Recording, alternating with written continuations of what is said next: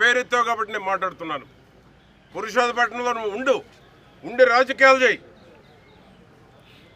సమస్యలను ఎదుర్కొనే సత్తా లేదు. ఓటేసిన ప్రజలను మోసం చేయటం, ఓటేసిన వారితో ఉన్న నాయకులను మోసం చేయటం, నానా బాబాయ్ అని చెప్పి చేపించుకొని పనులు. నానేమయ్యాడు? బాబాయ్ ఏమయ్యాడు నాన్న? ఈ విధంగా మాటలు చెప్పి నమ్మించి కదిలితే బీసీనే మహిళ అంటుంది. ఒక బీసీ చేసే పనులు, ఒక మహిళ చేసే పనులు నువ్వు చేసావు 5 ఏళ్ళు. ఒక బీసీలు చేసే పని, ఒక బీసీలు అంటే గౌరవం సమాజంలో ఎవరికైనా.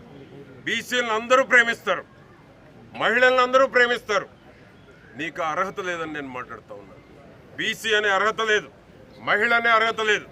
బీసీలు మహిళలు చేసే పనులు నువ్వు చేయలేదు. దుర్మార్గాలు చేసావు. జగన్మోహన్ రెడ్డిని చూసుకొని, సజ్జలను చూసుకొని నీ అరాచకాలు మొత్తం బయట పెడతాం, వదిలిపెట్టమని కూడా హెచ్చరిస్తా ఉన్నా.